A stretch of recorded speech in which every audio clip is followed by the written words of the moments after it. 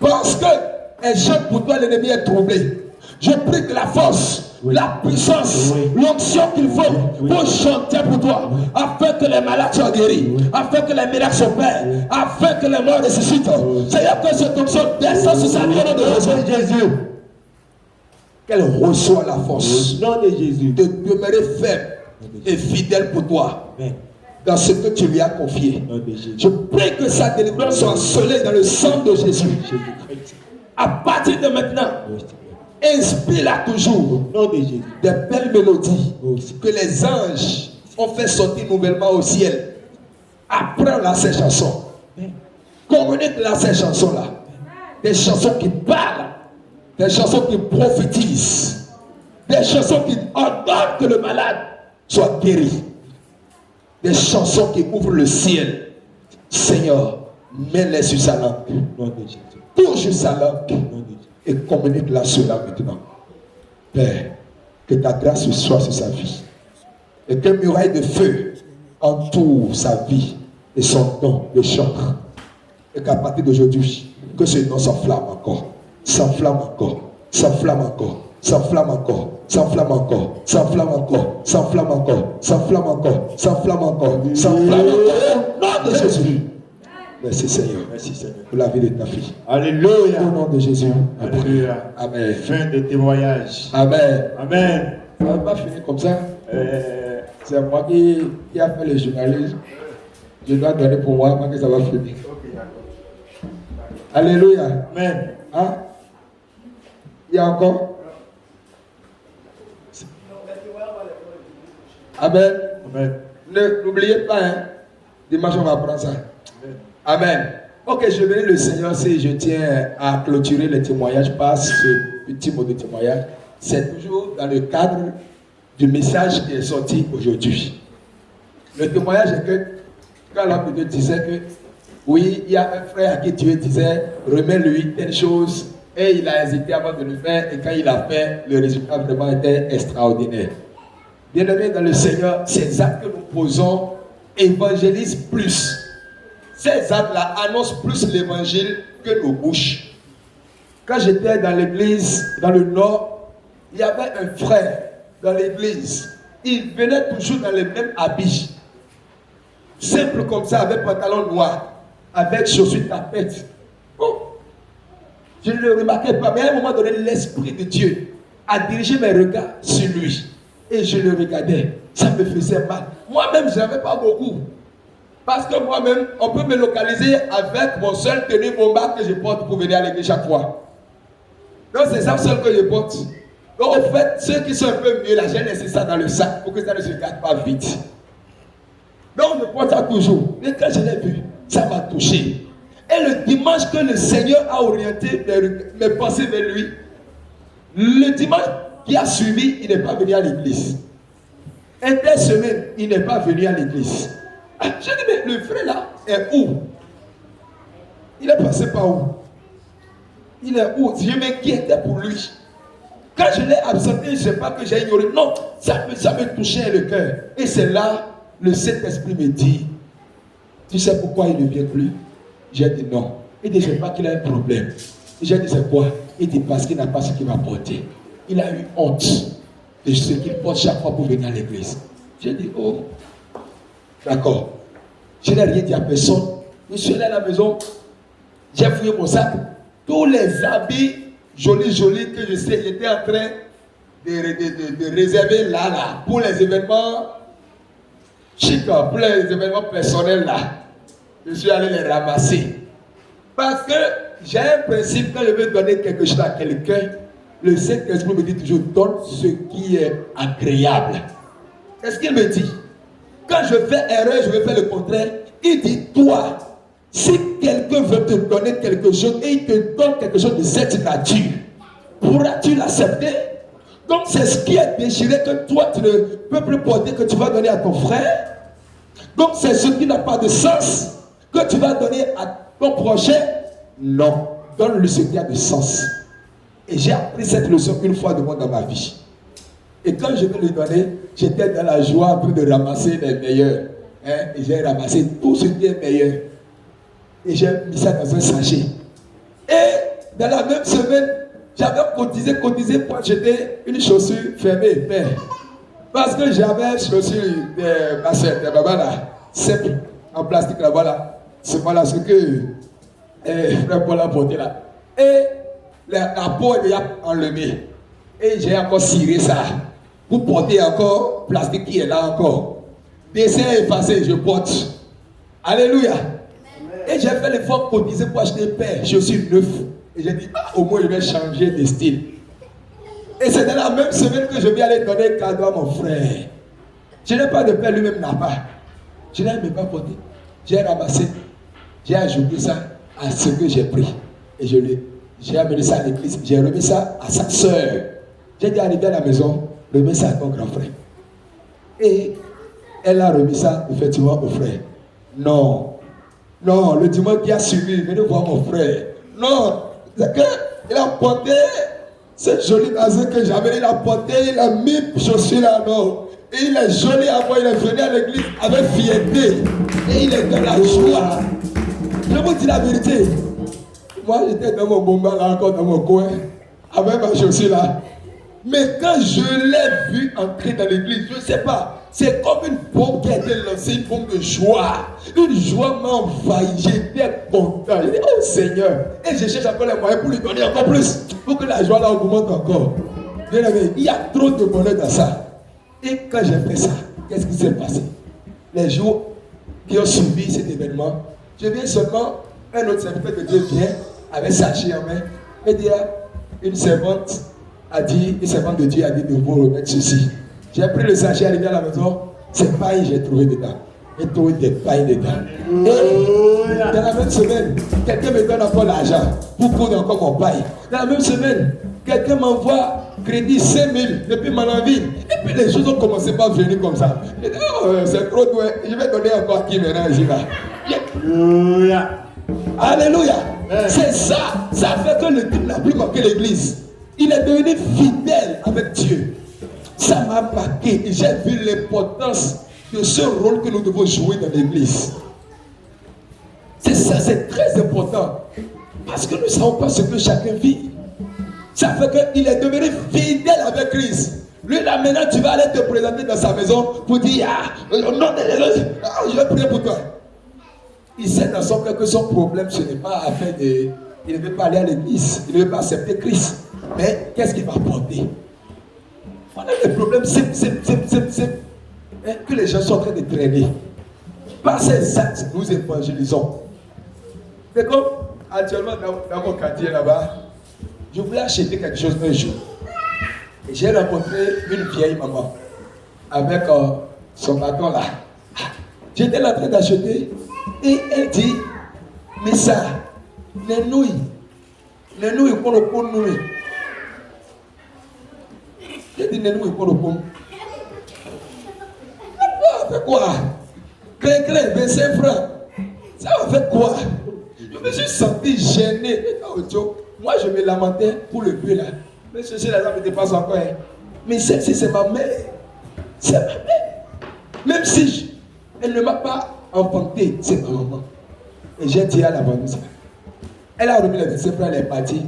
J'ai dit non, allez lui remettre son argent. Et je vais payer son argent. Et si elle achetait encore, vendez-le ça. Et la dame a fait ce que je lui ai demandé. La vieille là est venue me remercier tout comme si j'étais son Dieu. J'ai dit, Seigneur, qu'est-ce que c'est la vie? Et j'ai dit à la dame à partir d'aujourd'hui, tout ce que cette dame a acheté chez vous, ne lui prenez plus d'argent. Si je viens, dites-moi ça. La somme, et je vais vous payer ça. C'est ce que je fais. Et elle cherche à me voir, elle ne m'a pas encore rencontré. Si celle-là me rencontre un jour, je te dis, allons à l'église, pourra-tu refuser? Elle ne peut pas refuser. Alléluia. Amen. Donc, vraiment, ce message, c'est un message puissant. Que chacun prend ça en compte et ça sera vraiment une force, une puissance au milieu de nous. Acclame le Seigneur. Acclame le Seigneur. Acclame le Seigneur. À présent, nous allons inviter le président du prophète Ézéchiel pour les annonces et la prière de clôture. Acclame le Seigneur. Alléluia. Les hommes de Dieu m'ont donné 2 micros. Je suis béni doublement. Alléluia. Bon, nous sommes à la fin. Hein. Vous allez vous lever et vous approcher. Nous allons terminer en beauté. Nous avions commencé en beauté. Nous allons terminer en beauté. Nous avions dansé, loué. On n'avait pas envie de terminer, mais on va terminer. Chaque chose qui a un début a une fin aussi. Et je bénis le Seigneur pour la vie de chacun de vous. Je bénis le Seigneur pour la vie de ses serviteurs. Je bénis le Seigneur pour la vie de ses servantes aussi, de nos chantres et de l'équipe aussi qui joue au tap-tap. Je bénis le Seigneur pour vous. Je bénis le Seigneur pour la vie de tous ces petits enfants que vous voyez là. Ces enfants, vraiment, ils ont du prix aux yeux de l'Éternel. Et je bénis le Seigneur. Alors, le communiqué a passé, vous le savez tous, déjà que nous nous réunissons les dimanches pour le culte. Les dimanches, désormais, le culte commence à partir de 8h30. 8h30. 8h30, chacun s'installe. Et au plus 9h, les retardataires vont nous rattraper et à 9h, on suppose que tout le monde est déjà là. Donc, plus de retard, s'il vous plaît. Le Seigneur n'aime pas le retard dans sa maison. Donc, je vous en prie que chacun s'arrange pour être ici tôt, pour que le culte se termine aussi tôt. Parce que parmi nous, il y a les petits-enfants et ils ont des parents aussi. Donc, on aimerait faire les choses de façon en respectant les normes. Alléluia. Il y a aussi le tissu pour la fête d'Agapé. Ça, on ne va pas oublier de le dire. La fête ne va pas se passer ici, mais c'est dans une salle de fête à Calavi, à Itchédi. Maintenant, vous les enfants, je vous ai déjà dit, il faut que cette fois-ci, vous informez les parents de vous acheter les tissus pour vous coudre ça. Donc, si vraiment vous voulez venir là, il faut faire tout possible pour avoir le pain. Moi, je vais m'engager pour qu'on puisse vous faire déplacer pour là-bas et vous faire revenir encore. Mais il faut que vos parents puissent vous prendre les tissus. D'accord? Est-ce que chacun a déjà commencé par informer ses parents à la maison? Vous avez commencé? Dites-leur ça. Et s'ils veulent nous contacter, ils n'ont qu'à contacter maman. Anne, elle est là pour vous donner les informations. D'accord? Cette fois-ci, faites un effort. Les parents n'ont qu'à nous aider dans ce sens-là. Ok? Donc, le culte démarre, comme je l'ai dit, à 8h30. Et à 12h30, on devrait terminer. Donc, le témoignage a fait qu'on est allé jusqu'à 13h. Donc, prochaine fois, à 12h30, tout est déjà bouclé. Et nous sommes en train de remercier Dieu. Et comme ça, on a fini le culte. Les vendredis, il y a intercession. Nous sommes là pour l'intercession. L'intercession, les vendredis. Donc, il n'y a pas encore un autre programme en dehors de ces 2 jours-là. Mais le centre ici est ouvert permanemment. Si c'est pour rencontrer les hommes de Dieu, vous pouvez passer. Il y a des frères qui dorment ici, qui sont ici régulièrement, qui sont sur le site, que vous pouvez aussi rencontrer. Alors, comme la Bible dit, la fin d'une chose vaut mieux que son commencement. Donc, nous allons nous tenir debout et nous allons prier, prière de fin pour recommander le reste entre les mains du Seigneur. Et vous qui n'aviez pas pu donner vos témoignages, préparez-les pour le dimanche prochain. Vous allez passer pour donner vos témoignages. Il est bon, son amour est infini. Il est bon, son amour est infini. Il est bon, Jésus est bon. Il est bon, son amour est infini. Seigneur Jésus, tu es bon. Divin Père de gloire, tu es bon. Admirable conseiller, tu es bon. Toi le juste, tu es bon. Toi le fidèle, tu es bon. Toi le souverain sacrificateur, tu es bon. Toi le parfait, tu es bon. Toi le chemin, la vérité, la vie, tu es bon. Il n'y a plus personne qui soit bon comme toi. Éternel, nous te rendons gloire, nous te rendons honneur. Le culte d'aujourd'hui a été fait en ton nom. Et tout un chacun de nous s'est donné selon nos capacités. Seigneur, je te prie de bénir la vie de tout un chacun ici présent. Que nos vies soient remplies de bénédictions au nom de Jésus. Je prie que ta main puissante soit étendue, Seigneur, sur chacun de nous ici présent. Que ta main soit étendue sur nos vies. Que ta main soit étendue sur cette maison. Afin que rien ne nous arrive en mal. Tout projet de malheur contre nous soit nul et sans effet. Seigneur, sois avec nous. Sois dans ce que nous faisons. Sois au cœur de ce que nous faisons. Les âmes que tu as prévues envoyer vers nous, Seigneur Jésus. Prépare-nous en conséquence, afin que nous puissions les recevoir.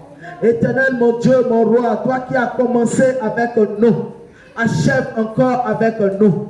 Seigneur, permets que chacun de nous, Seigneur, puisse avoir encore l'expérience avec toi, pour mieux s'attacher à toi, afin de mieux te servir. Seigneur, à travers la vision trompette des élus, tu nous as rassemblés, tu nous as réunis. Et tu nous appelles chacun à œuvrer, à occuper un poste. Seigneur, je prie que tu soutiennes chacun de nous, afin que le poste dans lequel tu as établi chacun puisse être à son poste, puisse rendre son poste tel que tu la veux, tel que tu le veux, tel que tu le désires, Seigneur. Que rien ne soit obstacle ou barrière. Tous les esprits d'opposition qui vont se soulever pour s'attaquer à nous, qu'ils soient vaincus, voués à l'échec au nom de Jésus. Éternel, la vision trompette des élus, nous le plongeons encore dans ton sang. Et nous prions que tu sécurises cette vision, afin que tout esprit dévorant ou tout esprit dévorateur ne vienne pas dévorer au milieu de nous, Seigneur Jésus. Je prie que tout plan de l'ennemi qui vise à saboter cette œuvre soit nul et sans effet.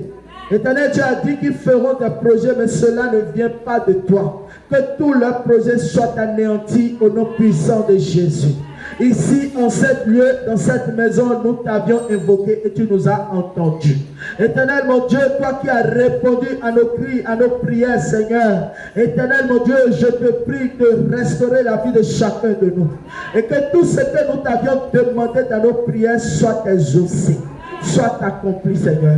Éternel, veille sur nous, garde-nous encore. Si ton retour tarde, permets-nous encore de nous réunir encore et encore. Permets-nous de nous préparer en conséquence, Seigneur, avant que tu ne viennes nous chercher. Éternel, permets-nous encore d'aller pour moissonner dans ton champ, car tu dis, la moisson est grande, il y a peu d'ouvriers. Le peu que nous constituons ici, Seigneur, rends-nous efficaces pour ton œuvre. Rends-nous efficaces pour ton œuvre. Rends tes chantres efficaces pour ton œuvre. Rends tes serviteurs efficaces pour ton œuvre. Rends les intercesseurs efficaces pour ton œuvre. Rends les enfants efficaces pour ton œuvre. Seigneur, je prie que ta bénédiction nous accompagne et que la paix soit dans la vie de chacun de nous. Et que ton amour règne sur chacun de nous. Que ton amour inonde nos cœurs, que ton amour resplendisse nos vies et que toi seul tu sois au cœur de tout ce que nous allons faire pour toujours. Au nom de Jésus-Christ, nous avions prié. Amen. Alléluia. Ah, ok. J'oubliais ceux qui travaillent ici avec nous et tout ce qui est appelé à faire quelque chose ici là. Vous allez attendre, on va tenir une réunion tout à l'heure. Ça ne va pas prendre trop de temps avant qu'on ne se sépare. On va faire une réunion ensemble tout à l'heure. Avant qu'on ne se sépare.